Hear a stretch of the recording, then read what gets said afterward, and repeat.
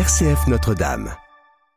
À Châlons-Champagne, parler des inégalités autrement, c'est le pari du Monopoly des inégalités, un outil ludique mais engagé qui permet de mieux comprendre les mécanismes sociaux tout en suscitant le débat. Après un premier succès l'an dernier, le projet entre aujourd'hui dans une nouvelle phase avec une volonté s'ancrer durablement sur le territoire. Pour en parler, nous recevons aujourd'hui dans le studio de RCF à Châlons-Champagne Angélica Talata-Béniveau, co-directrice du projet. Bonjour. Bonjour.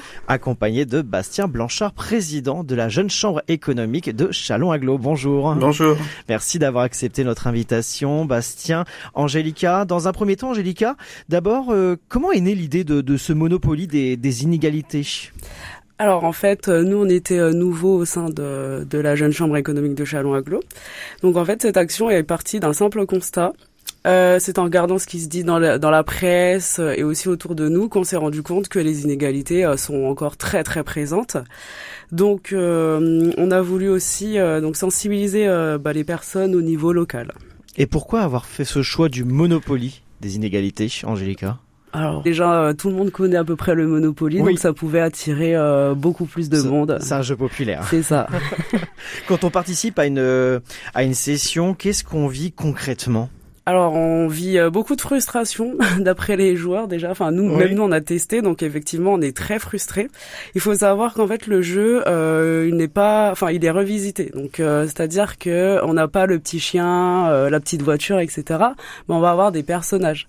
Donc on va avoir un personnage par exemple qui va avoir des contraintes. Donc par exemple une personne à mobilité réduite, elle va avoir à chaque tour, à chaque fois qu'elle lance les dés, elle va avoir 2 cases en moins. D'accord. Donc elle doit reculer de 2 cases à chaque fois.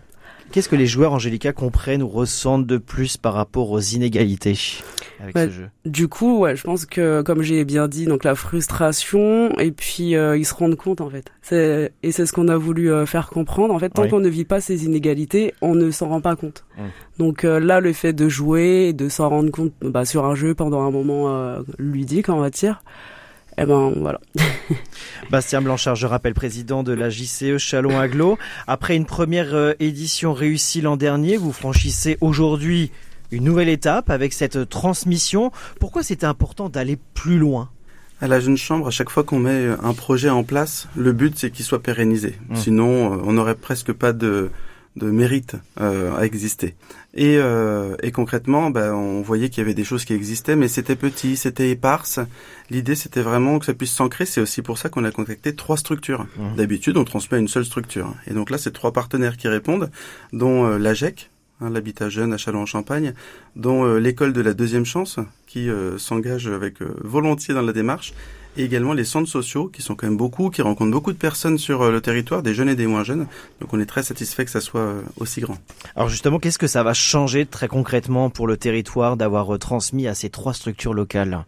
Le fait de toucher les jeunes ? Pas que les jeunes. Vraiment, c'est tout public. On aime bien dire de 11 à 91, on pourrait dire 111.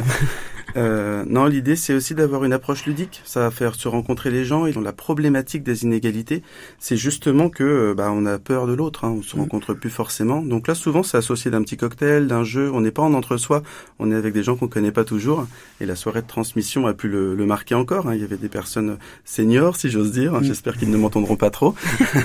Des personnes, des jeunes. Il y avait des jeunes de 11 ans et puis des adultes de tout âge. Vous parlez d'une vingtaine d'animations par an. À qui s'adresse en priorité ce dispositif ? Alors finalement, ça sera une quinzaine. Quinzaine ? Sur le moment, on était parti sur une vingtaine, mais il faut aussi qu'ils puissent se lancer. C'est tout nouveau aussi pour tout le monde. Donc voilà, on part sur une quinzaine, c'est plus sûr. Et puis au mieux, ça dépassera les 15 interventions. C'est vraiment un dispositif pour tout le monde, justement, de toucher un maximum de monde. Il faut savoir qu'à la fin, en plus, il y a un débat. Donc, du coup, ça peut être intéressant d'avoir un débat sur les différents âges. Et puis, au-delà de cette action, en quoi ce type de projet reflète l'engagement de la JCE Châlons-Aglo sur les enjeux de société aujourd'hui, Bastien Blanchard? Là, ça reflète puisque nous, quand on met en place un projet, ça doit répondre à ce qu'on appelle des objectifs de développement durable de l'ONU. Oui. Donc travailler sur la sensibilisation aux inégalités, c'est s'inscrire dans un des objectifs qui est réduire les inégalités. Puisque derrière ce débat peut être porteur aussi d'actions concrètes. Quand on réfléchit aux mécanismes, on peut à son niveau, soit à la maison, soit en entreprise, soit au niveau pourquoi pas national, réfléchir à des actions à mettre en place pour les réduire. Et donc ça, ces actions que vous menez au quotidien, notamment ce Monopoly, mais il y a eu d'autres actions auparavant, avant votre présidence, Bastien Blanchard. Ça se fait pas tout seul, il y a une équipe derrière vous, il y a des jeunes justement qui vous entourent. Vous êtes nombreux à la JCE Châlons-Agglo parce qu'on sait qu'il y a plusieurs jeunes chambres économiques un peu partout sur notre territoire. On sait qu'il y en a du côté de Reims, d'Épernay, également donc de Châlons. Comment ça se passe à Châlons-Agglo ? Eh bien, cette année, on est une dizaine. On va dire qu'on est 8 adhérents et qu'on a 3 personnes qui font un parcours d'observation. Donc, ils suivent l'association, ils s'inscrivent dans la démarche, ils se forment également. Et voilà, on va dire qu'on est une dizaine. Une dizaine, oui. Qui travaillent en équipe, donc autour notamment de ce projet. Ça a été fait en équipe. C'est ça. Et donc par la suite, je sais qu'on s'est déjà rencontré auparavant avec la Jeune Chambre économique, justement pour faire appel à, pourquoi pas, à de nouveaux jeunes à venir vous rejoindre. C'est toujours le cas aujourd'hui ?